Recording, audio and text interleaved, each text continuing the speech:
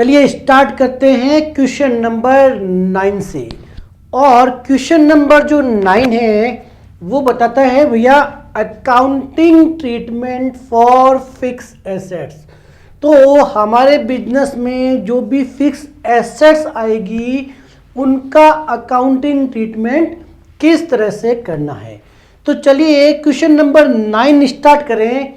उससे पहले जो वर्ड हमारे पास आया है फिक्स एसेट्स, उसका जल्दी से रिकैप कर लेते हैं। हालांकि एसेट्स के बारे में बहुत detailed video introduction to account में आ चुका है, फिर भी क्वेश्चन सॉल्व करने से पहले एक बार जल्दी से रिकैप करेंगे और फिर बढ़ेंगे क्वेश्चन नंबर 9 की तरफ।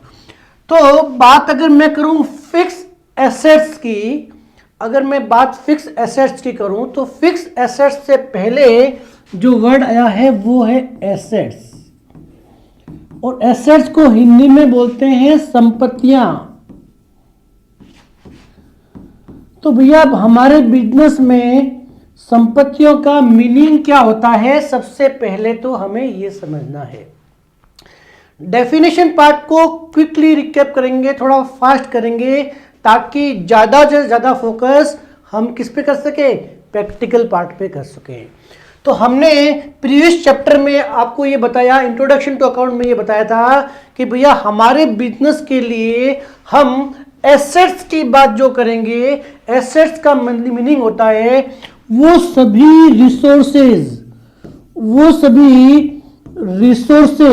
और रिसोर्सेज को हिंदी में क्या कहेंगे, साधन। वो सभी साधन which are all resources which are controlled by the organisation. तो वो सभी साधन, वो सभी रिसोर्सेज विच आर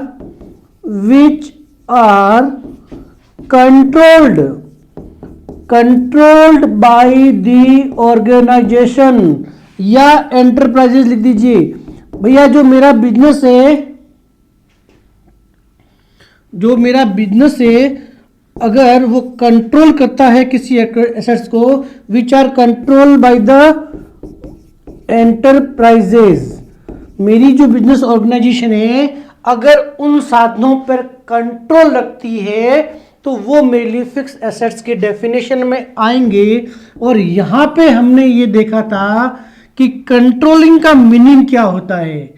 हमने कहा था कि यहां पे कंट्रोलिंग जो शब्द है, इस कंट्रोलिंग शब्द का मतलब होता है जहां पर हमको एसेट्स का डिस्पोज ऑफ करने का राइट होता है, यानी कि डिस्पोज ऑफ राइट। हम जैसे चाहें वैसे उस साधन को यूज कर सकते हैं, जैसे चाहे उसे उसका डिस्पोज ऑफ, यानी कि जब चाहे उसको बेच सकते हैं। तो ऐसे साधन जो हमारी बिजनेस ऑर्गेनाइजेशन या हमारी एंटरप्राइजेस के सीधे सीधे कंट्रोल में है वो हमारे लिए एसेट्स है। और फिक्स एसेट्स की डेफिनेशन तब हो जाएगी complete, which are controlled by the organisation and from which future economic benefit is expected. Future economic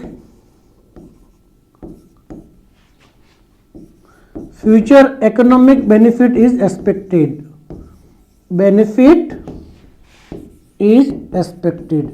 meaning क्या हुआ, साधन है, कोई यूज नहीं है, पुरानी गाड़ी है, खटारा है, कोई यूज नहीं है, चक्के खराब हो गए, तो क्या साधन होते हुए भी हमारे लिए एसेट्स है जब उससे कोई इकोनॉमिक बेनिफिट ड्राइव नहीं हो सकता। अब ये जो इकोनॉमिक बेनिफिट था इसको हमने डिटेल्ड किया था कि या तो वो कोई प्लांट एंड मशीनरी है, या कोई डेटर से पैसा आने वाला है, या किसी भी तरह का हमें उससे मॉनेटरी बेनिफिट ड्राइव अगर फ्यूचर में होता है तो वो हमारे लिए एसेट्स कहलाएगी हमारे बिजनेस में। तो जब एक बार हमने डेफिनेशन समझी, उसके बाद में हमने देखा था कि what is the classification of assets. जो हमारे बिजनेस में एसेट्स होती है वो कितनी क्लास की तरह या कितनी तरह की हो सकती है। तो हमने कहा जो भी हमारी एसेट्स है, बात समझना, मैं अभी फिक्स एसेट्स पर नहीं आया हूं, मैं बात कर रहा हूं एसेट्स की। तो जो भी मेरी एसेट्स है, अगर मैं एसेट्स का क्लासिफिकेशन करना चाहूं, क्लासिफिकेशन ऑफ एसेट्स कितने प्रकार की होती है, तो मैंने किया था मेरे एसेट्स का क्लासिफिकेशन। और एसेट्स के क्लासिफिकेशन में मैंने मेरी एसेट्स को 3 पार्ट में डिवाइड किया था। पहला जो क्लासिफिकेशन था मेरी एसेट्स का, पहला जो क्लासिफिकेशन था वो कौन सा था? पहला जो क्लासिफिकेशन था वो था मेरा current assets. Current assets, current assets का मैंने मीनिंग आपको बताया था, ऐसी एसेट्स जो सामान्यतः से 12 महीने के भीतर 1 अकाउंटिंग पीरियड के अंदर अपना रूप बदल देती है, तो वो हमारे लिए होती है करंट एसेट्स। इसका मैंने एग्जांपल लिया था डेटर्स का। तो हो सकता है कि 1 अप्रैल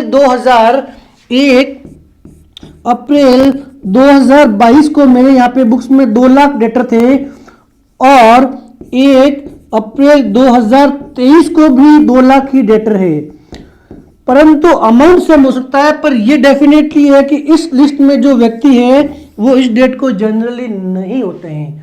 इतने उधार हम किसी को भी नहीं देते। अमाउंट सेम हो सकता है, यहाँ पे मिस्टर एक्स वाई और जेड थे, या हो सकता है ए बी और सी हो, या एक्स वाई जेड को एक बार माल बेचा था, उसने पैसा दे दिया, ये सेकंड बार का बाकी है या तीसरी बार का बाकी है। ठीक है, तो सामान्यतः वो एसेट्स जो 12 महीने में लिक्विड होके केस में कन्वर्ट हो जाती है। तो इसका जो मीनिंग हमने आपको बताया था, कि ऐसी एसेट्स जो सामान्यतः 12 महीने के भीतर लिक्विडेट हो जाती है। क्या हो जाती है? 12 महीने के अंदर विद इन 12 मंथ वो लिक्विडेट हो जाती है, केस के अंदर लिक्विडेट हो जाती है केस के फॉर्म में, और अपना रूप बदल देती है। उनको हमने करंट एसेट्स के डेफिनेशन में लिया था। करंट एसेट्स को हम ऑलरेडी बहुत अच्छे से बता चुके हैं, यहां इस थ्योरेटिकल पार्ट में मैं इसको रिपीट नहीं करूंगा। अब जो हमारा जो सेकंड क्लास था, करंट एसेट्स के अलावा जो हमने जो सेकंड कैटेगरी दी थी, वो दी थी नॉन करंट एसेट्स। कह दीजिए non current assets, non current assets. और एक और नाम दिया था, बहुत जरूरी नाम, या तो आप कह दीजिए जो एसेट्स करंट नहीं है वो, या हमने नाम दिया था, एक और नाम दिया था, वो दिया था फिक्स्ड एसेट्स। बस यही एसेट्स को हमें यहां समझना है। तो हमने हमारी जब एसेट्स की क्लासिफिकेशन किया था, ये बैलेंस शीट के अंदर कहां पे आते हैं, एसेट साइड में किस सीक्वेंस में आते हैं, ये हमने डिस्कस किया था। तो पहली हमने वो एसेट देखी जो सामान्यतः 12 महीने में केस में लिक्विड हो जाती है, उन्हें हमने कहा था करंट एसेट्स से। सेकंड क्लास हमने कहा फिक्स एसेट्स, और जो तीसरी कैटेगरी जो हमने नाम दी वो दी फिक्सचरियस एसेट्स, और इनका नाम था काल्पनिक एसेट्स, जो वास्तव में एसेट्स नहीं होती है। इनके और नाम भी दिए थे, वो दिए थे आर्टिफिशियल एसेट्स। कुछ मजबूरियां रहती है जिनके चलते हम उसको एसेट्स में दिखाते हैं, पर वास्तव में वो एसेट्स होती नहीं है, नॉट रियल एसेट्स होती है। कुछ रीजन होते हैं, ये हमने वहां देखा। तो अब हमारे पास कौन सी कैटेगरी रह गई? एसेट्स के अंदर हमने नॉन करंट एसेट्स समझा, फिक्सचरियस एसेट्स समझा। अब जो एसेट्स की कैटेगरी रही है दैट इज फिक्स्ड एसेट्स। ठीक है। तो फिक्स एसेट्स की अगर बात करेंगे तो सबसे पहले मैं फिक्स एसेट्स के डेफिनेशन की बात करेंगे कि भैया फिक्स एसेट्स की डेफिनेशन क्या होती है और फिक्स एसेट्स को हमने कितने पार्ट में डिवाइड किया था, उसका अपना क्या क्लासिफिकेशन किया था, वो समझते हैं। फिक्स एसेट्स का मीनिंग हमने बताया था आपको कि ये वो एसेट्स होती है, यहां पे लिख देता हूं मैं, चलिए सबसे पहले बात करेंगे फिक्स एसेट्स की। तो फिक्स एसेट्स का मीनिंग ये हुआ कि ये वो एसेट्स होती है, assets which are intend to use in the business for several accounting period. ऐसी संपत्तियां विच आर इंटेंड, जिनका यूज करने का जो अभिप्राय होता है, intend to use in business in several accounting year का मतलब हो गया बहुत सारे अकाउंटिंग पीरियड में आप उसको यूज करते हो। इन सेवरल अकाउंटिंग पीरियड, डिटेल में ऑलरेडी कर चुके हैं, यहां से रिकैप कर रहे हैं हम। Several accounting period, over a period of time हम इन एसेट्स को, उन संपत्तियों को बिजनेस में काम में लेते हैं। ठीक है भैया, तो वो हमारी होती है, क्या होती है, वो होती है हमारी फिक्स एसेट्स। और ये जो एसेट्स है क्या क्या काम में लेते हैं हम सामान्यतः इन एसेट्स को क्या क्या काम में लेते हैं उसकी बात करेंगे। या तो ये जो एसेट्स होती है वो हमारे मैन्युफैक्चरिंग या प्रोडक्शन पर्पस के लिए यूज होती है, या तो प्रोडक्शन पर्पस के लिए यूज होती है, या कह दीजिए मैन्युफैक्चरिंग यूनिट के लिए, एज अ मैन्युफैक्चरिंग वर्क के लिए यूज होती है।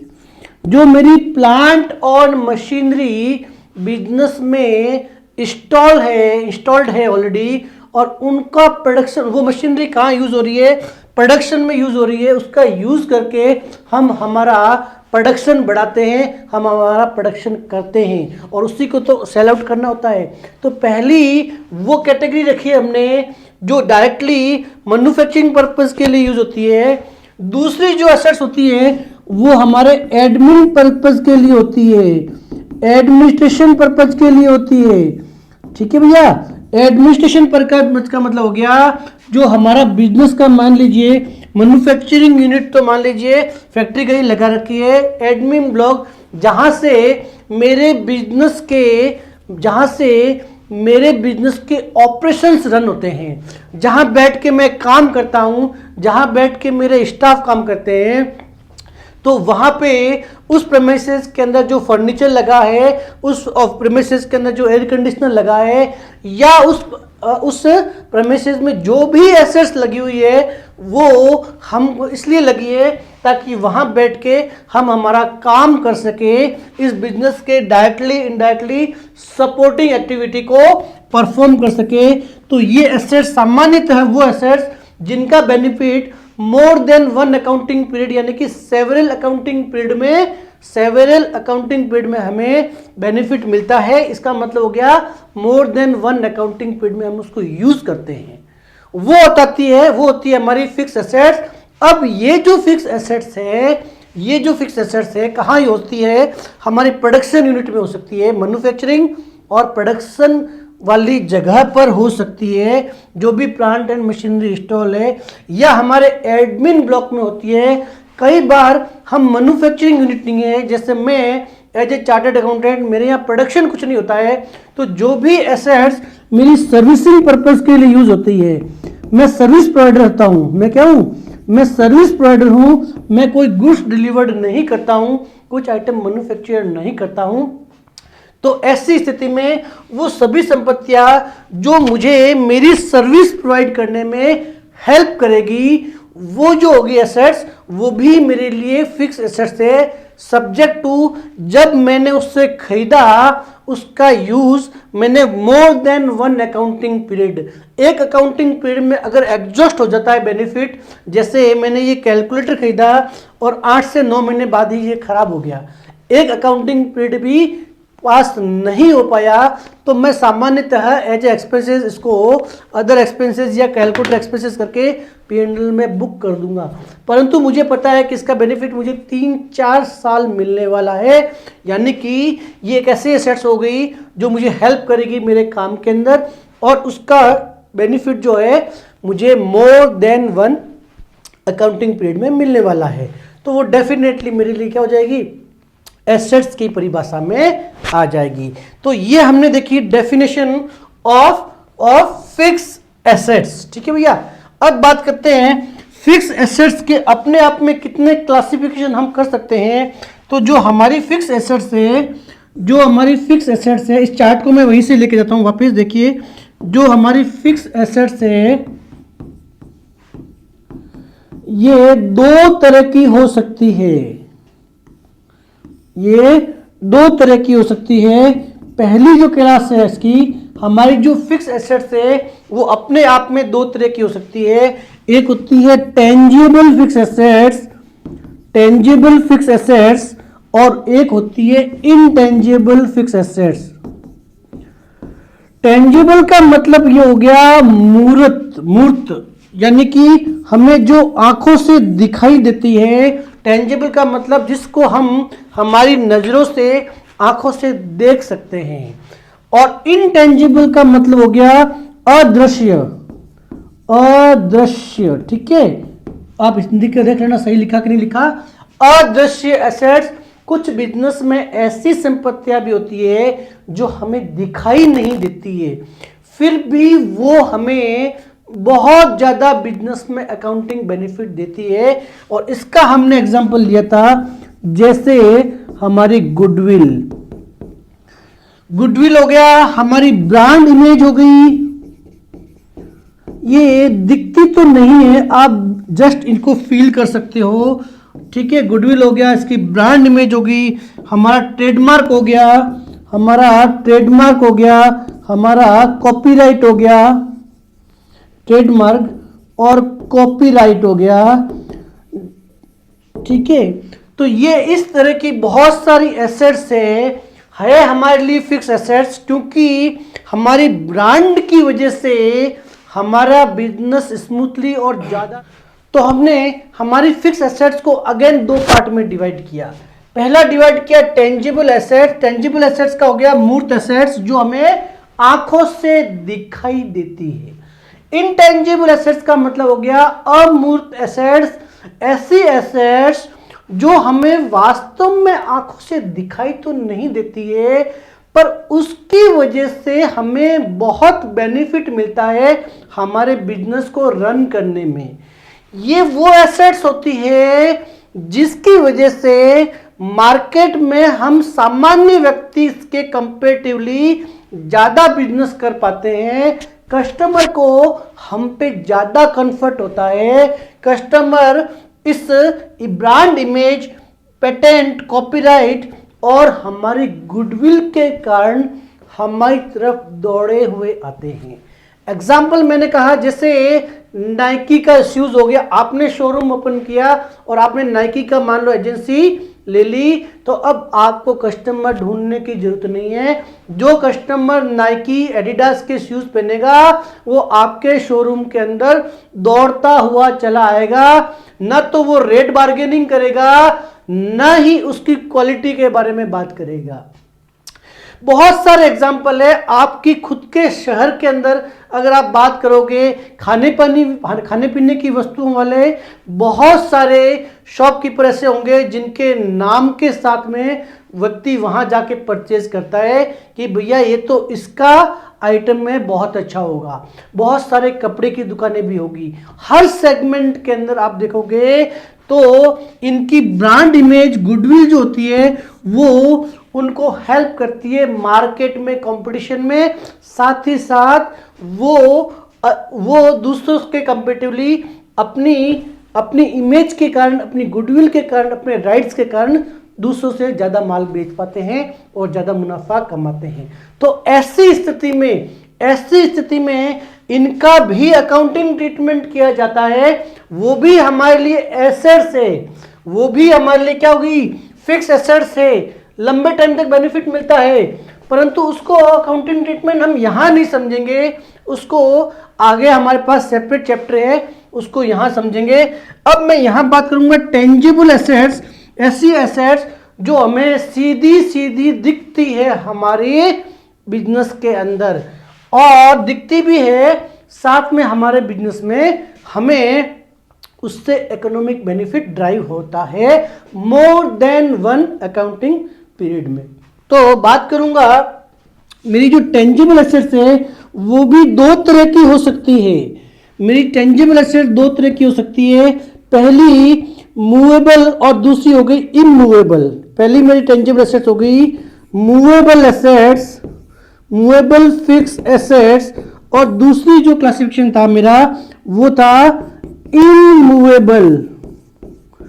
इमूवेबल का मतलब हुआ जिसको आप एक जगह से दूसरी जगह मूव करके नहीं ले जा सकते हो। तो इसका एग्जांपल क्या हो गया, इसका एग्जांपल हो गया इमूवेबल एसेट्स का एग्जांपल हो गया, हमने देखा था जैसे हमारी land and building. Land and building वो बिल्डिंग जहां से हम हमारा बिजनेस का manufacturing part, operational part, admin part run करते हैं। तो वो लैंड एंड बिल्डिंग हमारे लिए फिक्स एसेट से एक बार खरीदोगे तो कई साल तक आपको वापस सोचने की जरूरत नहीं पड़ती है, जो डायरेक्टली हमें सपोर्ट करता है हमारे बिजनेस के मैन्युफैक्चरिंग में, एडमिन में और सर्विस प्रोवाइड करने के लिए more than one accounting period, more than one accounting period. तो मैंने क्या कहा, लैंड एंड बिल्डिंग हो गई मेरी इमूवेबल फिक्स एसेट्स। तो हम ये समझेंगे अभी कि इनका अकाउंटिंग ट्रीटमेंट जब ये एसेट्स खरीदेंगे या ये एसेट्स अगर बेचते हैं तो ऐसी स्थिति में इन एसेट्स का अकाउंटिंग ट्रीटमेंट किस तरह से किया जाएगा। बात करते हैं मूवेबल एसेट्स। जैसे मान लीजिए आपके बिजनेस में कार है, उसको आप बिजनेस में यूज करते हो, आपके बिजनेस की प्लांट एंड मशीनरी हो गया, प्लांट एंड मशीनरी हो गया, उसको आप प्रोडक्शन के लिए यूज करते हो। आपके बिजनेस में जो आपका फर्नीचर है वो आपका क्या हो गया, मूवेबल फिक्स एसेट्स। ये भी सामान्यतः जब खरीदते हैं तो अगले कई साल तक हमें उसका बेनिफिट मिलता है। अब बेनिफिट चाहे प्रोडक्शन के लिए मिले, सर्विस रेंडर्ड करने के लिए करें, या आप उसको एडमिनिस्ट्रेटिव सर्विस में उन एसेट्स को यूज करते हो। तो ये हमारा मोटा मोटी क्लासिफिकेशन ऑफ फिक्स एसेट्स हो गया, और हमने साथ साथ में मीनिंग भी देख लिया, मीनिंग ऑफ फिक्स एसेट्स। तो ये पूरा एसेट्स की बात करेंगे। तो फिलहाल मैं आपसे ये कहना चाहूंगा कि हमारा जो ये क्वेश्चन है वो क्वेश्चन कहाँ है, फिक्स एसेट्स के इर्द गिर्द ही चलेगा। ये जो हमारी फिक्स एसेट्स है इसके इर्द गिर्द ही चलेगा। मैंने आपको समराइज कर दिया पूरे पार्ट को, जहां पर मैं आपको शुरुआत कहां से की थी, मैंने की थी एसेट्स से। एसेट्स पे मैंने कहा करंट एसेट्स, फिक्स एसेट्स और फिक्सचरियस एसेट्स, तीन क्लासिफिकेशन किए। तो मैंने मेरी फिक्स एसेट्स के फिर से दो क्लासिफिकेशन कर दिए। यहां से अगर मैं बात करूंगा तो मैंने दो क्लासिफिकेशन कर दिए, ठीक है। दो क्लासिफिकेशन क्या किए, टेंजिबल और इनटेंजिबल। टेंजिबल में मैंने कहा एक तो मूवेबल और दूसरी हो गई मेरी इमूवेबल। तो ये मेरा मोटा मोटी क्लासिफिकेशन हो गया। तो फिलहाल मेरा जो ये क्वेश्चन है फिक्स एसेट्स के इर्द गिर्द ही रहेगा। इसका अकाउंटिंग ट्रीटमेंट किस तरह से करना है, जब परचेज करेंगे या जब सेल करेंगे तो किन बातों का ध्यान रखना है। तो मैं आता हूं अकाउंटिंग ट्रीटमेंट के ऊपर। तो देखिए सबसे पहले मैं मेरी फिक्स एसेट्स को बाई करने की बात करूंगा। जब भी मैं कोई फिक्स एसेट्स, ध्यान रखना है अभी आपको, जब भी मैं कोई फिक्स एसेट्स परचेज करता हूं तो सबसे पहली चीज ये है उस फिक्स एसेट्स को मेरे बिजनेस की प्रेमिसेस तक लेके आना मेरे लिए सबसे बड़ा काम होता है। मान लीजिए मैं बिजनेस रन कर रहा हूं जोधपुर के अंदर, मेरा जो बिजनेस है, एग्जांपल समझिए, मेरा बिजनेस लोकेशन जो है, my business place, my business place जो है वो है जोधपुर ऑफ राजस्थान के अंदर, यहाँ मेरा बिजनेस प्लेस है। और मैंने ये जो फिक्स एसेट्स है ये परचेज करी है मान लीजिए मुंबई से।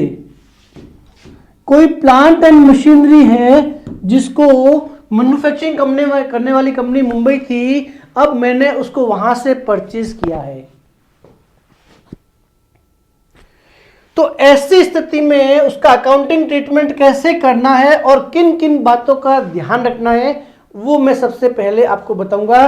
पर इस पार्ट के ऊपर आऊं उससे पहले मैं एक चीज आपको पहले क्लियर कर देता हूं, फिर मैं वापस इसी पार्ट पे आता हूं। देखिए सबसे पहली चीज है, जब भी आपके पास एक सामान्य क्वेश्चन आया है, सामान्य ट्रांजैक्शन आया है कि परचेज ऑफ फिक्स एसेट्स आपके सामने आया, परचेज आपके सामने क्वेश्चन इस फॉर्म में आएगा। फिर मैं वापस रिपीट करता हूं आपको किस बातों का ध्यान रखना है। क्वेश्चन आया मान लीजिए परचेज ऑफ फिक्स एसेट्स ₹1,00,000। तो सबसे पहला जो मेरा काम है वो ये है कि मुझे ये देखना है, सबसे पहला काम है मुझे ये देखना है कि यहाँ जो मेरी फिक्स एसेट्स है इसके अंदर, इस ट्रांजैक्शन के अंदर मेरे कौन कौन से जो अकाउंट है वो इन्वॉल्व है। तो जो मेरा पहला अकाउंट मुझे मिला इस ट्रांजैक्शन के अंदर, वो जो मिला मुझे, कौन सा मिला, वो ट्रांजैक्शन जो मुझे मिला फिक्स एसेट्स का, ठीक है। और मान लीजिए अमाउंट कैश में इन्वॉल्व है, नकद में इन्वॉल्व है, कोई इंडिकेशन नहीं है, तो मैं मानूंगा कि मैंने ये एसेट्स कहाँ परचेज करी है, ये एसेट्स मैंने नकद के फॉर्म में परचेज की है। ये मैंने एजम्पशन बेस्ड काम किया। तो पहला काम था इस ट्रांजैक्शन में उन अकाउंट को आइडेंटिफाई करना जिनको कि मुझे मेरी बुक्स में लाना है। तो जो सबसे पहला काम हो गया अकाउंट को आइडेंटिफाई करना। ये फिक्स एसेट्स का नाम मान लीजिए मशीनरी है, चलिए परचेज ऑफ मशीनरी ₹1,00,000। तो एक अकाउंट जो मुझे मिला वो मिला मशीनरी का अकाउंट, चलिए पहला अकाउंट आ गया मशीनरी। और दूसरा जो अकाउंट मिला वो मिला मुझे कैश अकाउंट। नकद में मशीनरी खरीदी, ये समझ लीजिए ट्रांजैक्शन ने नकद में मशीनरी खरीदी। मशीनरी कोई भी फिक्स एसेट होती है, कोई दिक्कत नहीं, जो मशीनरी खरीदी है, जो आपने खरीदा है उसको आप नाम के साथ में बुक्स में लेके आ जाइए। ये मैं आपको पहले भी गुड्स वाले पार्ट में आपको समझा चुका हूँ कि गुड्स हमेशा परचेज रिटर्न और सेल्स रिटर्न के फॉर्म में आते हैं। इसके अलावा जितनी भी एसेट्स है वो हमेशा खुद के नाम से आएगी। तो हमें पता चल गया कि मशीनरी जो है हमारे फिक्स एसेट्स है और खुद के नाम से बुक में आने वाली है, नकद में खरीदा, 2 अकाउंट हमें मिल गए। अब मैं ट्रेडिशनल मेथड की बात करूंगा। अंडर ट्रेडिशनल मेथड मशीनरी जो है मेरी रियल अकाउंट है, मशीनरी जो मेरी रियल अकाउंट है। और रियल अकाउंट का रूल क्या है, जब भी व्हाट कम्स इन, जब भी ये मशीनरी मेरे बिजनेस में आएगी तब मैं इसको डेबिट करूंगा। और व्हाट गोज आउट, जब भी ये मशीनरी जाएगी मेरे बिजनेस से, किसी भी रीजन से मशीनरी मेरे बिजनेस से जा रही है, हो सकता है मैंने सेल आउट कर दी हो, तो ऐसी स्थिति में मैं उसे क्या करता हूं, क्रेडिट करता हूं। ये हो गया golden rule for debit and credit for real account. हमें स्पेसिफिकली ध्यान ये रखना है, यहाँ पे देखिए बहुत इंपॉर्टेंट चीज़ है, आपको ये ध्यान रखना है जो मैं प्रीवियस बहुत सारे लेक्चर्स में आपको समझा चुका हूँ कि जब भी मैं रियल अकाउंट के अंदर व्हाट कम्स इन वाली बात करूँगा तो यहाँ पे मशीनरी मैंने खरीदी है, मेरे पास मशीनरी आ रही है, इसलिए डेबिट करूँगा।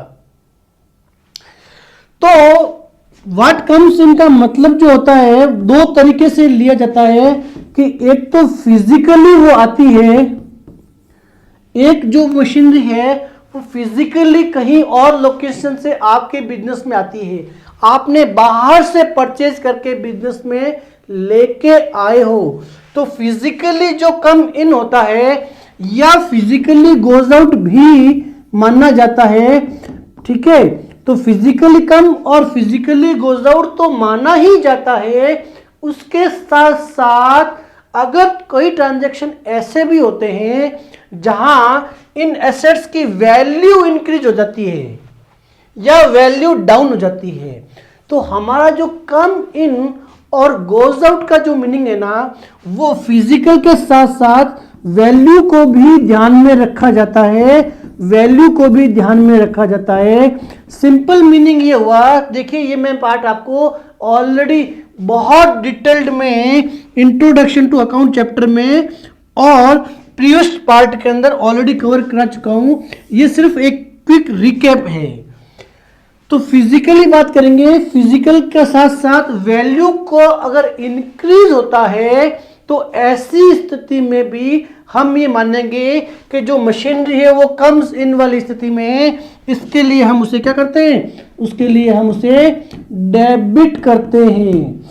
और इसका मैंने एग्जांपल लिया था, वहां मैंने आपको ये बताया था, अगर मैंने मशीनरी पुरानी ऑलरेडी मेरे पास चल रही है और आपने कोई ऐसा पार्ट उसके अंदर इंट्रोड्यूस कर दिया, लगा दिया, जिससे मशीनरी की एग्जिस्टिंग कैपेसिटी इंक्रीज हो गई।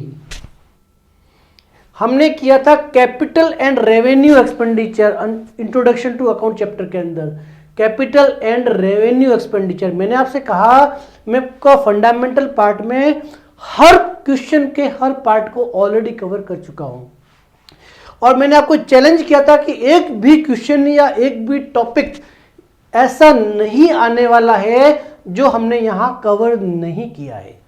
आपको सिर्फ रिकैप करना है कि हाँ ये बात सर ने वहां बताई थी।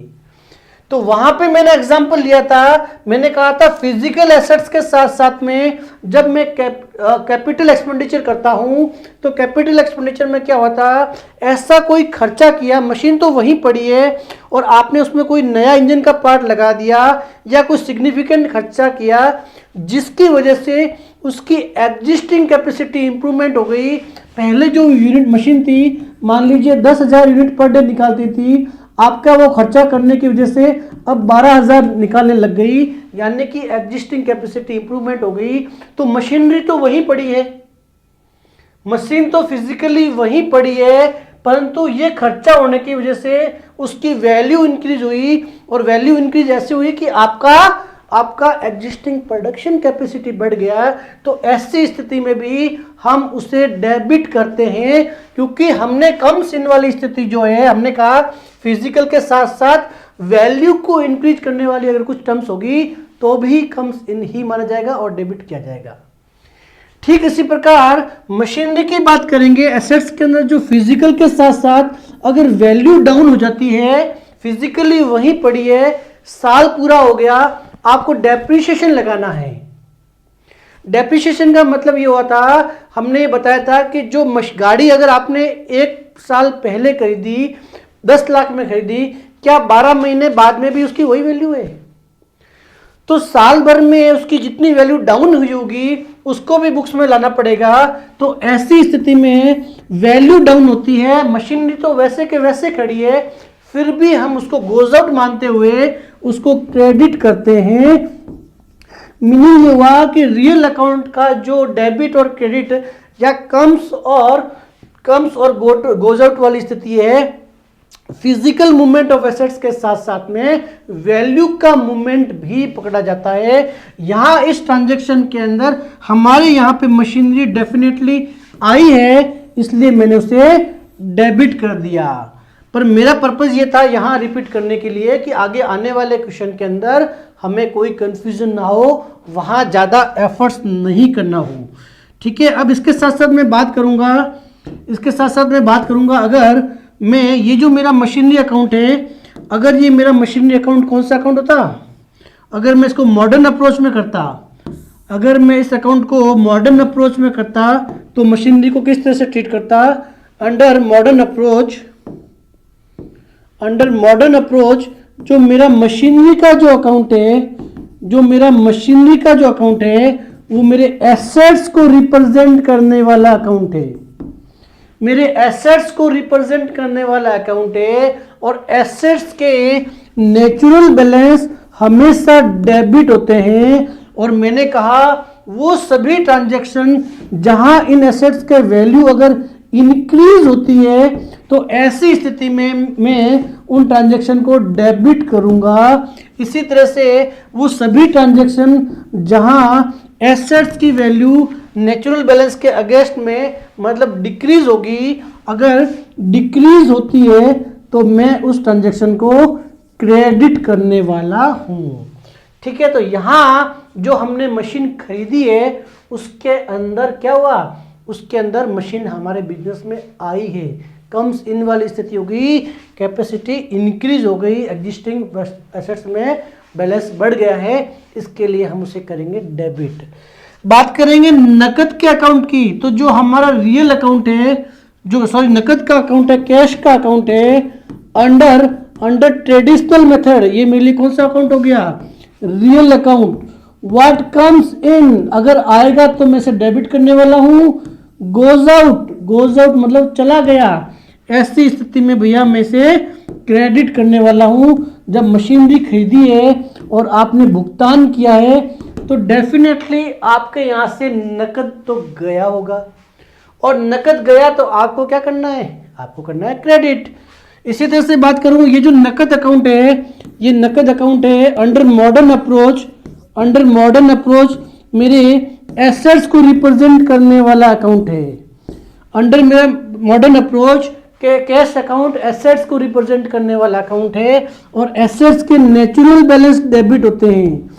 वो सभी ट्रांजैक्शन जिसमें नेचुरल बैलेंस इंक्रीज अगर होते हैं तो मुझे फर्दर डेबिट करने पड़ेंगे, और वो सभी ट्रांजैक्शन अगर वो डिक्रीज होते हैं तो ऐसी स्थिति में मुझे उसे क्रेडिट करना पड़ेगा। नेचुरल बैलेंस के अगेंस्ट में काम होगा, मुझे क्रेडिट करना पड़ेगा।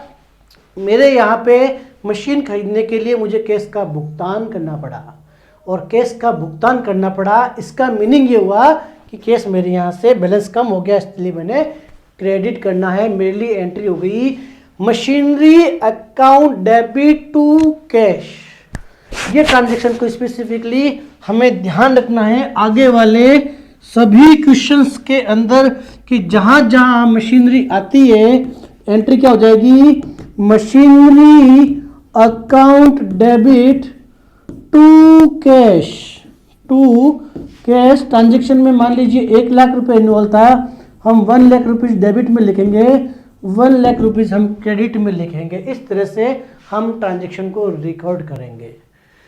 तो सर अभी स्पेसिफिकली नई बात क्या है जो हमें ध्यान रखनी है वाइल हम अकाउंटिंग ट्रीटमेंट कर रहे हैं फॉर फिक्स एसेट्स। तो हम पुराने जो टॉपिक हम ये मैंने रोक दिया था उस टॉपिक पे मैं फिर से आता हूँ एक बार के लिए। मैंने कहा मान लीजिए मेरी कोई मशीनरी है, यहाँ मेरा मशीनरी का जो मीनिंग है that is meaning of fix assets. कोई भी तरह की फिक्स एसेट्स मान लीजिए मेरे मुंबई से परचेज किए, मैंने मुंबई से परचेज की है, और मेरी जो बिजनेस की लोकेशन जो है वो मान लीजिए जोधपुर में है। माय बिजनेस लोकेशन कहाँ है, जोधपुर में है।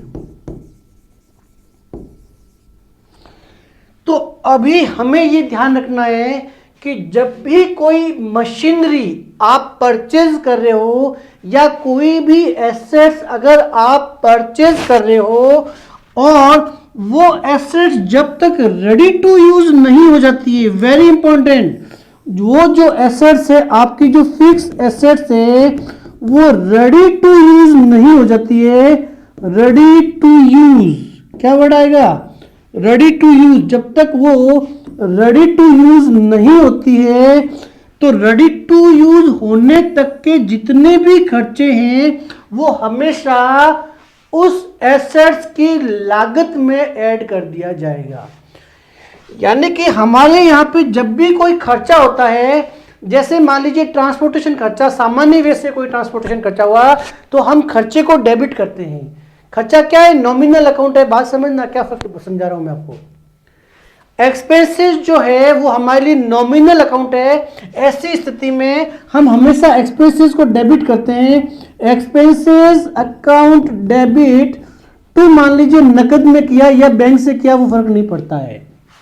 मैं समझाना क्या चाहता हूं, जब भी सामान्य व्यय से बिजनेस में कोई भी जब हम खर्चा करते हैं, हम उस खर्चे को, ये खर्चा हमारे लिए नॉमिनल अकाउंट होता है, हम उस खर्चे के नाम के साथ एंट्री करते हैं। खर्चा जिस भी नेचर का है, transportation expenses, telephone expenses, insurance expenses, जो भी एक्सपेंसेस होता है उस एक्सपेंसेस को हम हमेशा डेबिट करते हैं, क्योंकि वो सीधा सीधा हमारे P&L को इफेक्ट करेगा। परंतु अगर ये जो खर्चा है, ये इस मशीनरी को खरीदने से लिंक कर रही है, ये जो खर्चा है वो डायरेक्टली लिंक कर रहा है up to ready to use. Up to ready to use यानी कि आपने किसी लोकेशन पे, मान लीजिए ये मुंबई से आपने ये मशीनरी खरीदी, ठीक है, वहां से यहां तक का जोधपुर से लाने के लिए मान लीजिए ट्रांसपोर्टेशन खर्चा हो गया। पहला एग्जांपल लेता हूं, मशीन मैंने खरीदी थी 1 लाख में। अब मुंबई से जोधपुर तक मैं लाऊंगा उस मशीनरी को, तब मुझे 10,000 मान लीजिए मेरा ट्रांसपोर्टेशन का खर्चा आ गया। तो इस खर्चे को क्या मैं ट्रांसपोर्टेशन एक्सपेंसेस करके डेबिट करूंगा? मैं बात करता हूं ऐसे खर्चे जहां आपने कोई फिक्स एसेट्स खरीदी है और उसको आप अपनी बिजनेस की लोकेशन तक लेके आ रहे हो, मीनिंग ये हुआ अभी वो रेडी टू यूज नहीं हुई है, तो वहां से लाके रेडी टू यूज होने तक के जितने भी खर्चे होंगे वो कभी भी अपने नाम से न आके उस एसेट्स की कॉस्ट में ऐड कर दिए जाएंगे। मीनिंग ये हुआ यहाँ पे जो ट्रांसपोर्टेशन एक्सपेंसिव 10,000 रुपीज आया है, आपको ट्रांसपोर्टेशन शब्द यूज नहीं करना है, आपको सीधा सीधा मशीनरी को ही डेबिट करना है। वो मशीन की कॉस्ट में ऐड हो जाएगा, यानी कि मशीन जो है वो डेबिट होती है, अब वो 10,000 से और डेबिट हो जाएगी।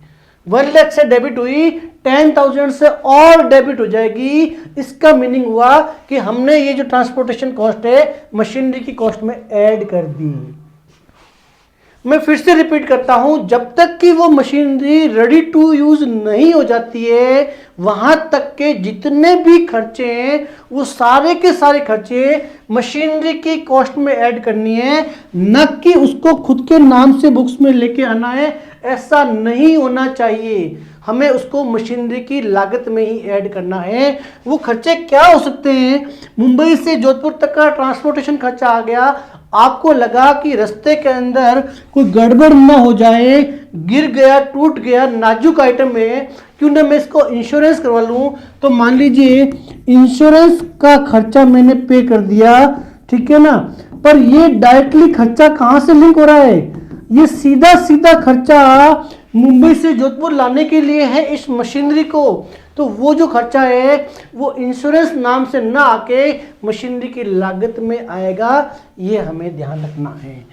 अब मान लीजिए वहां से जोधपुर तक पहुंच गया, इंश्योरेंस भी आपने करवा दिया, वहां से ट्रांसपोर्टेशन में अपलोडिंग और यहां से वापस रिलोडिंग नीचे उतरवाने के लिए आपको खर्चे आते हैं। तो अनलोडिंग का मान लीजिए कोई एक्सपेंसेस आपको आता है, तो ऐसा खर्चा भी होगा। मान लीजिए वो 2,000 रुपये आया, वो खर्चा भी आपको सीधा सीधा अपने नाम से न लाके मशीनरी की कॉस्ट में ऐड करना है।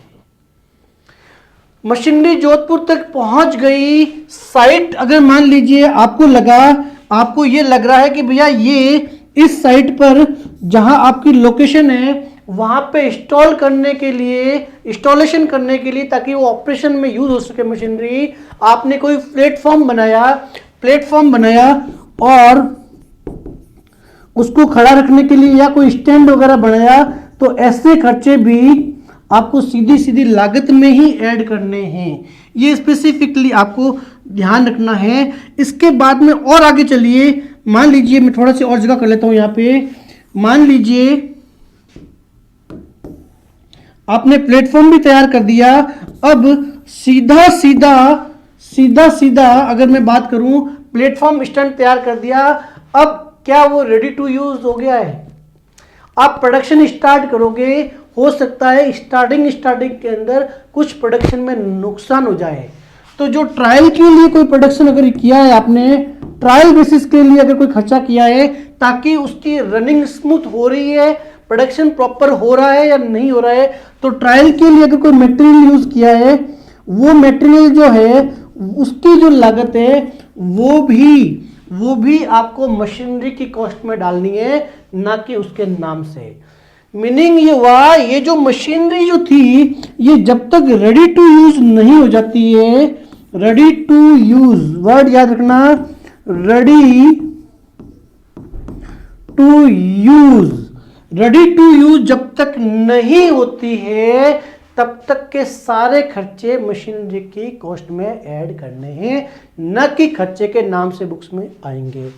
अब एक बार मान लीजिए ये मशीनरी जो है हमारी वो रेडी टू यूज हो गई, तो ये सारे के सारे क्या हो गए, add to the cost of machinery, add to the cost of fix assets.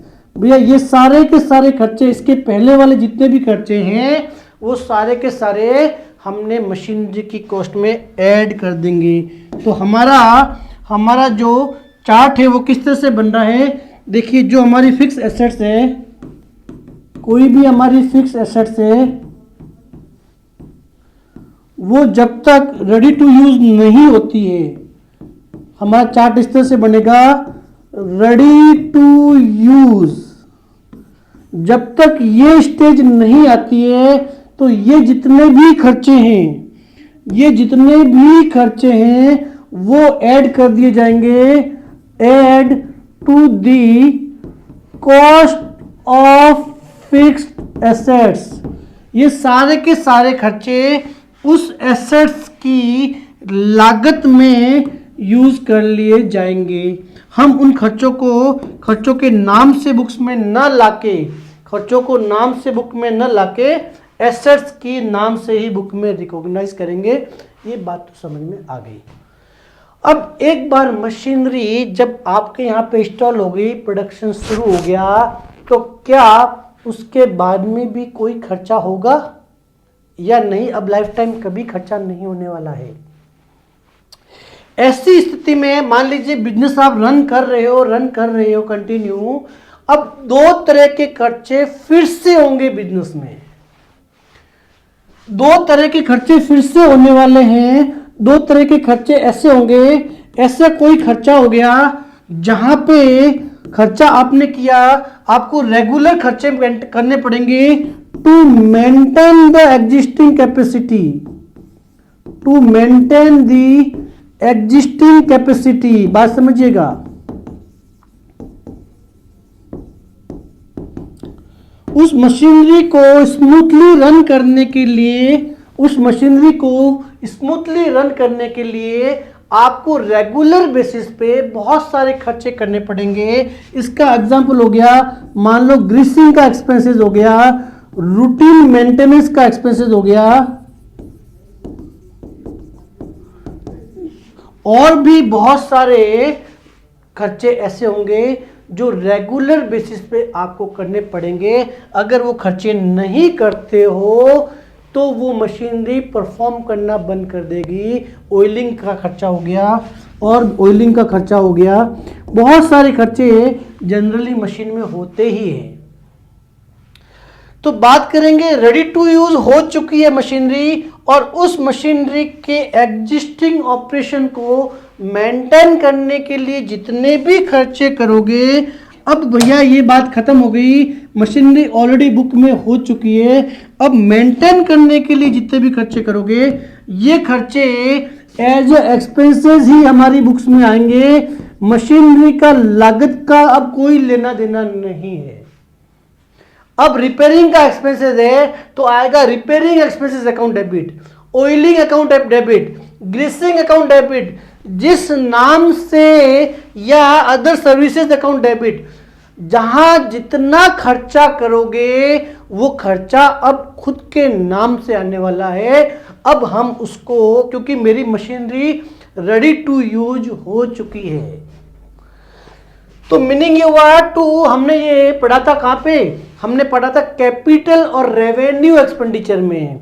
तो हमने कहा था कि उस मशीनरी को एग्जिस्टिंग कैपेसिटी को मेंटेन करने के लिए जितने भी खर्चे होंगे वो रेवेन्यू नेचर के खर्चे होते हैं, और रेवेन्यू नेचर के खर्चे सीधे P&L में जाएंगे, खुद के नाम से जाएंगे। ये स्पेसिफिकली ध्यान रखना है हमें। और अगर मैं बात करूंगा, हो सकता है कई बार ऐसा हो कि हमने ऐसा कोई खर्चा किया टू, अब ये बात बहुत इंपॉर्टेंट है समझना, ऐसा कोई खर्चा किया टू improve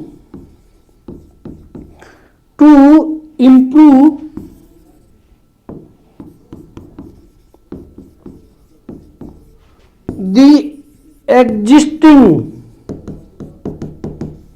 प्रोडक्शन कैपेसिटी।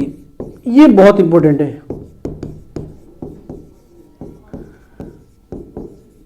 परंतु ऐसा कोई खर्चा किया, बात समझना, आपके प्रोडक्शन की वर्तमान कैपेसिटी है मान लीजिए 10,000 यूनिट, वर्तमान जो कैपेसिटी है, इंस्टॉल कैपेसिटी है वो है 10,000 यूनिट।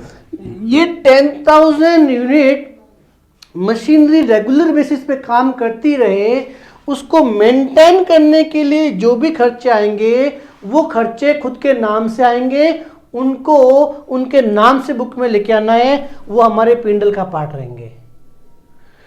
परंतु कई बार ऐसी स्थिति होगी जहां पर क्या होगा, हमने कोई ऐसा एक्सपेंडिचर कर दिया, समय की रिक्वायरमेंट ये थी, मान लीजिए कोई इंजन पार्ट के अंदर कोई सप्लीमेंट पार्ट लगाना पड़ गया, और वो लगाने की वजह से अब आपकी जो एग्जिस्टिंग कैपेसिटी थी 10,000 यूनिट की, 10,000 यूनिट की, किसी ने बताया कि ये और खर्चा करो, 2,000 से आपकी कैपेसिटी बढ़ जाएगी। परंतु अगर आपने ऐसा कोई खर्चा कर दिया जिससे आपकी प्रोडक्शन की कैपेसिटी इंक्रीज हो गई, मेंटेन के खर्चे तो इधर आ गए, एग्जिस्टिंग कैपेसिटी है, अगर वो इंक्रीज हो जाती है तो ऐसा जो खर्चा होगा वो हमेशा add to the cost of fix assets, यानी कि ऐसी स्थिति में हम उस खर्चे को खर्चे का नाम न देके फिक्स एसेट्स जो भी नाम है मशीनरी अकाउंट डेबिट करेंगे, उस फिक्स एसेट्स की कॉस्ट में ऐड करने का मतलब हुआ उस एसेट्स को खुद को आप डेबिट कर दीजिए। मीनिंग ये हुआ कि यहां पे हमारे पास जो हमारी फिक्स एसेट्स है उसमें हम दो तरह के खर्चे करेंगे। पहली स्टेज तो हो गई कि रेडी टू यूज तक के जितने भी खर्चे हैं, चाहे वो छोटा खर्चा था या बड़ा था, जब तक रेडी टू यूज नहीं हुआ हमें उस फिक्स एसेट्स की कॉस्ट में ऐड करना है। और एक बार जब हमारी मशीनरी का प्रोडक्शन स्टार्ट हो गया, स्टार्ट होने के बाद में उसकी जो वर्तमान कैपेसिटी को मेंटेन करने के लिए जितने भी खर्चे आएंगे वो अपने नाम से आएंगे, रिपेयर एक्सपेंसेस, ऑयलिंग एक्सपेंसेस। परंतु अगर आपने ऐसा कोई बड़ा खर्चा कर दिया जिससे आपकी वर्तमान की एग्जिस्टिंग कैपेसिटी इंक्रीज हो गई, एग्जिस्टिंग प्रोडक्शन कैपेसिटी अगर इंक्रीज हो गई, तो ऐसी स्थिति में जो आप खर्चा करोगे वो आपको फिक्स एसेट्स की कॉस्ट में ही ऐड करना है। ये स्पेसिफिकली आपको ध्यान रखना है। ये हो गया हमारा fundamental part regarding treatment, accounting treatment of fix assets. अब जल्दी से आ जाते हैं हम क्वेश्चन के ऊपर, हमें हमारा क्वेश्चन क्या बोलता है ये देखते हैं। चलिए स्टार्ट करते हैं क्वेश्चन नंबर 9 के साथ में और जल्दी से देख लेते हैं क्वेश्चन नंबर 9 क्या कहता है। Pass paid repairing charges on existing machine. ठीक है भैया, एग्जिस्टिंग मशीन है जिसके रिपेयर पे आपने खर्चा किया है। तो अभी मैंने आपको एग्जांपल दिया था कि अगर फिक्स एसेट्स के एग्जिस्टिंग कैपेसिटी को मेंटेन करने के लिए जो भी खर्चा आता है वो हमेशा खर्चा खुद के नाम से आएगा। तो रिपेयरिंग चार्जेस, तो एक अकाउंट जो मिला मुझे रिपेयरिंग नाम से मिला और दूसरा जो मिला और कोई हिंट नहीं है, तो मैं एज्यूम कर रहा हूं ये खर्चा मेरा नकद में हुआ होगा। चलिए, तो रिपेयरिंग जो है वो मेरे लिए कौन सा एक्सपेंसेस हो गया, वो हो गया मेरे लिए नॉमिनल अकाउंट। रिपेयरिंग मेरे लिए नॉमिनल अकाउंट है। जब भी खर्चे के लिए और लॉसेस के लिए बात करोगे या इनकम या रेवेन्यू के लिए बात करोगे, ये दो ही बात हो सकती है। अंडर नॉमिनल अकाउंट यहाँ बात करते हैं खर्चे के लिए। कैटेगरी हो गई एग्जिस्टिंग मशीन को रिपेयर, एग्जिस्टिंग कैपेसिटी को मेंटेन करने के लिए, यानी कि खर्चा अपने नाम से आएगा, इसलिए मैं इसे करने वाला हूँ डेबिट। बात करेंगे नकद की, चूंकि नकद जो है मेरे लिए रियल अकाउंट है, और रियल अकाउंट का मीनिंग क्या था, रूल क्या है फॉर डेबिट एंड क्रेडिट, जब ये बुक्स में आता है तब मैं डेबिट करता हूँ, गोज आउट वाली स्थिति में मैं इसे करता हूँ क्रेडिट। यहाँ पे क्वेश्चन में अगर आपने मशीन का रिपेयरिंग कराया है तो आपके यहाँ से कैश डेफिनेटली गया होगा, यानी कि मुझे करना पड़ेगा क्रेडिट। तो मेरे लिए एंट्री क्या हो गई, repairing charges account debit to cash. ठीक है भैया, एंट्री करूंगा मैं repairing charges account debit, repairing charges account debit to cash. ये मेरे लिए हो गई जर्नल एंट्री। ट्रांजैक्शन में जो अमाउंट इन्वॉल्व है वो है 1000 रुपीज़ मुझे डेबिट में लिखना है, 1000 रुपीज़ मुझे क्रेडिट के कॉलम में लिखना है। 1 अप्रैल का ट्रांजैक्शन है, ठीक है। साथ ही नरेशन लिखने का, क्या लिखने का, being repairing charges paid, repairing charges paid. चलिए भैया, ये हो गई हमारी जर्नल एंट्री। आ जाते हैं जल्दी से आपके अगली एंट्री की तरफ। देखिए, अगर कंसेप्ट आपको पता है तो आपको जर्नल का ट्रांजैक्शन रिकॉर्ड करने के अंदर ओनली कुछ सेकंड्स चाहिए, hardly 10 second. Purchase a new machinery, ठीक है भैया, नई मशीनरी आपने परचेज की है, कोई हिंट नहीं है, तो मैं नकद में एज्यूम करूंगा कि भैया नकद में खरीदी होगी। पहला अकाउंट क्या मिला, मशीनरी का अकाउंट मिला, और दूसरा जो अकाउंट मिला मुझे नकद का अकाउंट मिला। मशीनरी का जो अकाउंट है वो मेरे लिए रियल अकाउंट है। व्हाट कम्स इन वाली स्थिति में या गोज आउट वाली स्थिति, दो ही कंडीशन होती है मशीनरी के साथ में। क्वेश्चन के अंदर मशीनरी हमने खरीदी है तो हमारे बिजनेस में आई है, तो मैं इससे विदाउट डाउट डेबिट करने वाला हूं, क्योंकि मैंने मशीन जो है वो नकद में खरीदी है, और नकद जो है मेरे लिए रियल अकाउंट है। नकद जो है मेरे लिए रियल अकाउंट है। कम्स इन वाली स्थिति में क्या होता है, डेबिट करता हूँ। गोज आउट वाली स्थिति के अंदर मैं हमेशा उसे क्रेडिट करता हूँ।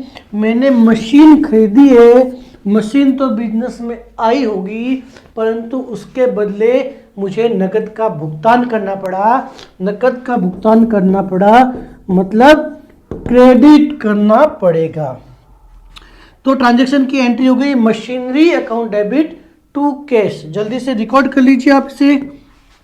एंट्री क्या करेंगे, एंट्री करेंगे machinery account debit, machinery account debit to cash. Transaction में जो अमाउंट इन्वॉल्व है 42,500 डेबिट लिखूंगा, 42,500 में क्रेडिट लिखने वाला हूं। ट्रांजैक्शन की जो डेट है 2/4/2022 की डेट लिखूंगा। नरेशन हो जाएगा मेरा बीइंग मशीनरी नाम से परचेज, बीइंग मशीनरी परचेज, ये मेरा हो गया नरेशन। आप जल्दी से इसे नोट कर लीजिए। मैं बढ़ जाता हूं अगले ट्रांजैक्शन की तरफ। अगला ट्रांजैक्शन देखिए जरा क्या कहता है। 3 अप्रैल का ट्रांजैक्शन है। 3 अप्रैल का ट्रांजैक्शन हमें कह रहा है paid freight and carries on machine. देखिए, ये जो अभी आपने मशीन खरीदी ना, इस मशीन का फ्रेट ऑन कैरीज आपने पेड किया है। अब बड़ी बात बताइए, कुछ हिंट नहीं है तो मैं इसे कैश में एज्यूम करूंगा कि भी नकद में पेमेंट किया होगा। एक अकाउंट तो कैश मिला।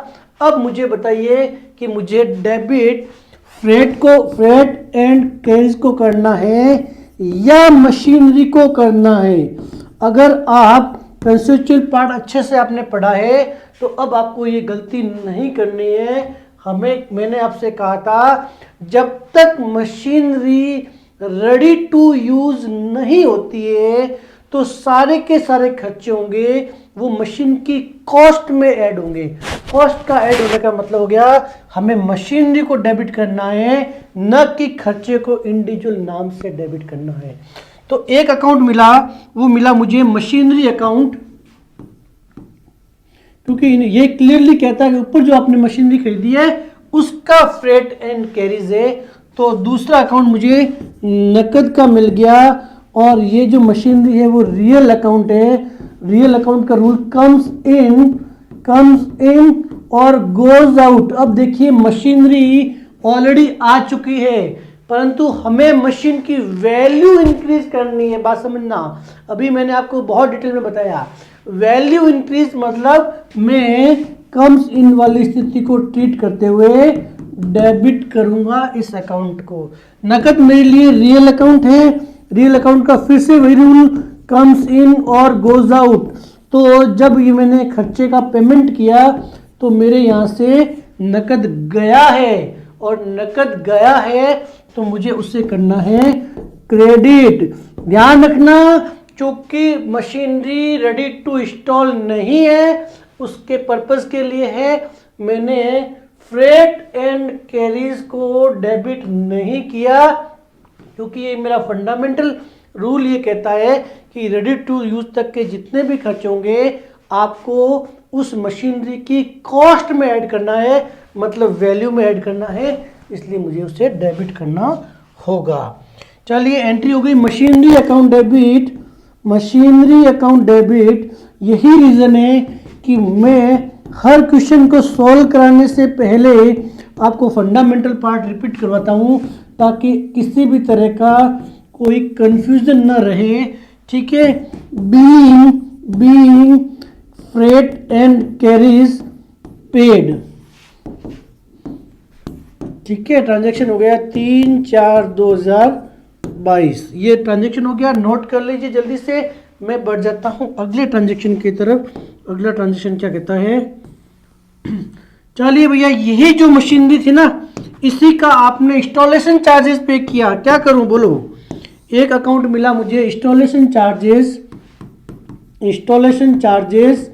ठीक है, और मैंने कहा अभी आपसे दूसरा अकाउंट मशीनरी और ये चार्जेस पेड आपने नकद में किया होगा तो तीसरा अकाउंट हो गया नकद का। बताइए कौन सा अकाउंट करूं और कौन सा ड्रॉप करूं। अभी मैंने कहा जब तक कि मशीनरी रेडी टू यूज नहीं होती है सारे के सारे खर्चे मशीनरी की कॉस्ट में ऐड करने हैं।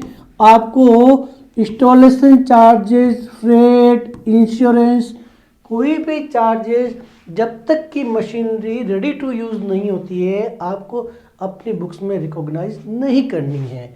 हम एंट्री करेंगे मशीनरी को, तो मशीनरी मेरे लिए हो गया, क्या हो गया, मशीनरी मेरे लिए रियल अकाउंट है।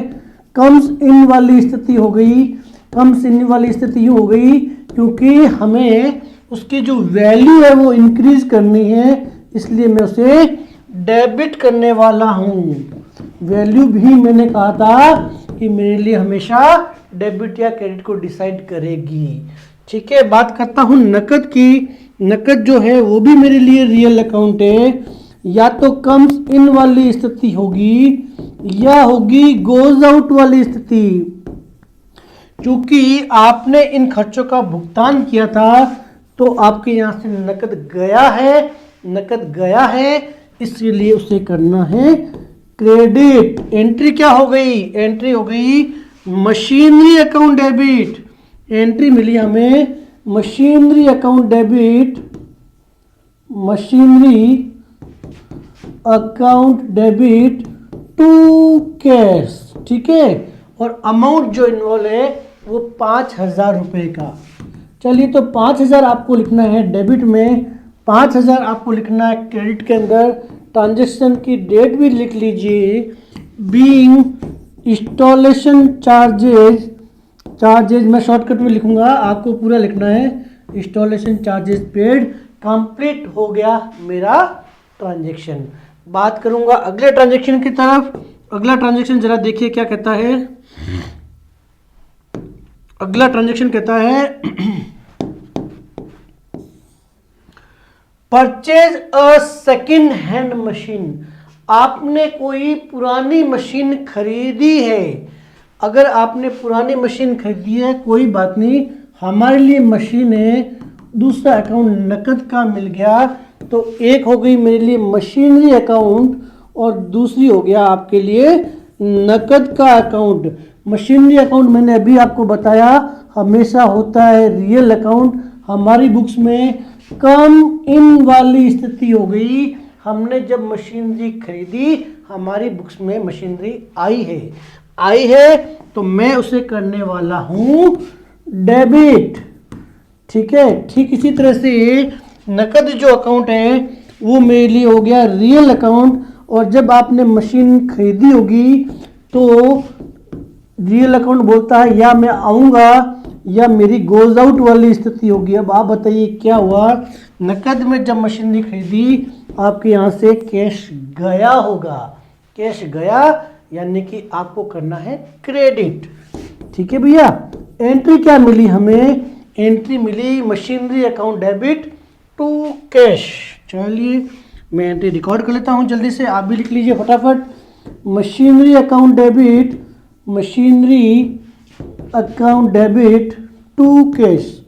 अगर आपको फंडामेंटल पार्ट पूरा पता है तो आपको कुछ सेकंड ही लगेंगे इस ट्रांजैक्शन को रिकॉर्ड करने के लिए, नहीं तो आप भूल भुलाई में घूमते रहिए, कहीं आप जस्टिफाई नहीं कर पाओगे, समझ नहीं पाओगे कि कहीं तो खर्चे की जगह मशीन क्यों कर दिया, तो ऐसा क्या रीज़न है। तो हमें फंडामेंटल पार्ट को समझ के ही आगे बढ़ना है। बीइंग मशीनरी परचेज, ये हमारा हो गया नरेशन। बीइंग मशीनरी परचेज, ये हुआ हमारा ट्रांजैक्शन। रिकॉर्ड करेंगे, बढ़ूंगा मैं अगले ट्रांजैक्शन की तरफ। अगला ट्रांजैक्शन 6 अप्रैल का है। क्या कहता है जरा देखिए। Paid repair charges on above machinery. अब बात करते हैं, अभी उसने कहा है कि सेकेंड हैंड मशीन खरीदी, तो सेकेंड हैंड मशीनरी जो है उसके ऊपर हो सकता है कि काम स्टार्ट करने से पहले ही रिपेयरिंग करानी पड़ गई।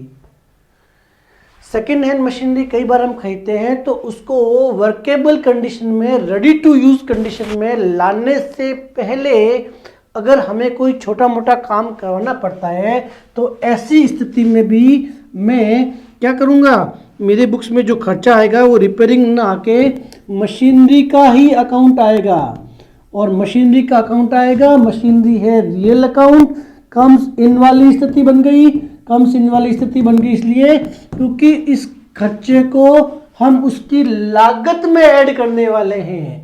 खर्चे को लागत में ऐड करने वाले हैं तो हमने कहा था कि फिजिकल के साथ साथ वैल्यू को भी हम कम्स इन में ट्रीट करते हैं। तो ऐसी स्थिति में मैं इस अकाउंट को करने वाला हूं डेबिट, क्योंकि 2500 से उस मशीन की वैल्यू में इंक्रीज कर देने वाला हूं। दूसरा जो अकाउंट है मेरे पास में वो मेरा नकद का अकाउंट है, कि और कोई हिंट नहीं था। मैंने एज्यूम किया कि भैया नकद से ही खरीदी होगी। रियल अकाउंट है नकद। रूल है व्हाट कम्स इन, जब भी ये आता है तो डेबिट करो। गोज आउट वाली स्थिति अगर आती है, ये जाता है, उस टाइम उसे क्रेडिट करो। तो मेरे यहाँ से पैसा गया होगा तभी तो ये खर्चे का आपने भुगतान किया होगा। तो ऐसी स्थिति में मैं करने वाला हूँ नकद को क्रेडिट। मेरी एंट्री जो मुझे मिली वो एंट्री क्या मिली, machinery account debit, machinery account debit to मैं क्या करने वाला हूँ, टू मैं करने वाला हूँ कैश। ठीक है, तो machinery account debit to cash. Transaction में अमाउंट इन्वॉल्व है 2500 डेबिट के अंदर, ये मैंने डेबिट में लिख दिया। 2500 मुझे क्रेडिट में लिख दिया। ट्रांजैक्शन की डेट जो है वो 6 अप्रैल की डेट है, वो भी मैंने लिख ली। इसके बाद में नरेशन में क्या लिखूंगा, being repair charges for second hand machine, being repair charges for second hand machinery. आपको पूरा लिखना है, मैंने शॉर्टकट में लिख दिया, जल्दी से नोट कर लीजिए। और मैं बढ़ जाता हूं अगले ट्रांजैक्शन की तरफ। अगला ट्रांजैक्शन क्या कहता है ज़रा देखते हैं। अगला ट्रांजैक्शन कुछ नहीं कहता है, अगला क्वेश्चन स्टार्ट हो रहा है। ठीक है, तो हमारा इस तरह से कंप्लीट होता है accounting treatment relating to purchase of fix assets. जब आप फिक्स एसेट्स को परचेज करते हो तो आपको उसका अकाउंटिंग ट्रीटमेंट किस तरह से करना है। हमने क्या देखा, हमने एसेट्स की डेफिनेशन देखी। एसेट्स की डेफिनेशन के साथ साथ हमने एसेट्स का क्लासिफिकेशन देखा। क्लासिफिकेशन जब हो गया, उसमें से एक क्लासिफिकेशन था फिक्स एसेट्स। फिक्स एसेट्स को हमने दो पार्ट में डिवाइड किया, टेंजिबल और इनटेंजिबल। टेंजिबल एसेट्स को जब रिकॉग्नाइज करना था, रिकॉर्ड करना था, तो हमने क्या देखा, हमने देखा कि जो मशीनरी आप परचेज कर रहे हो, तो जब तक मशीनरी रेडी टू यूज नहीं होती है वहां तक के सारे खर्चे मैं कैपिटलाइज करूंगा। कैपिटलाइज का मतलब हो गया आप उस एसेट्स की कॉस्ट में ऐड करोगे। उसके बाद में मैंने कहा एक बार जब मशीनरी इंस्टॉल हो गई फिर भी हमें ड्यूरिंग द ईयर बहुत सारे खर्चे करने पड़ते हैं। रूटीन मेंटेनेंस के जो खर्चे होंगे वो खर्चे खुद के नाम से आएंगे, खुद के नाम से आएंगे, परंतु ऐसा कोई खर्चा कर रहे हो आफ्टर वन टाइम इंस्टॉलेशन, एक बार इंस्टॉलेशन के बाद में आपने अगर ऐसा कोई खर्चा किया है जिससे कि आपकी एग्जिस्टिंग कैपेसिटी इंक्रीज हो गई, ऐसी स्थिति में आप उस मशीनरी को ही फर्दर इंक्रीज करोगे, न कि खर्चे को क्रेडिट करोगे। तो इस तरह से हमारा कंप्लीट होता है accounting treatment for purchase of fix asset.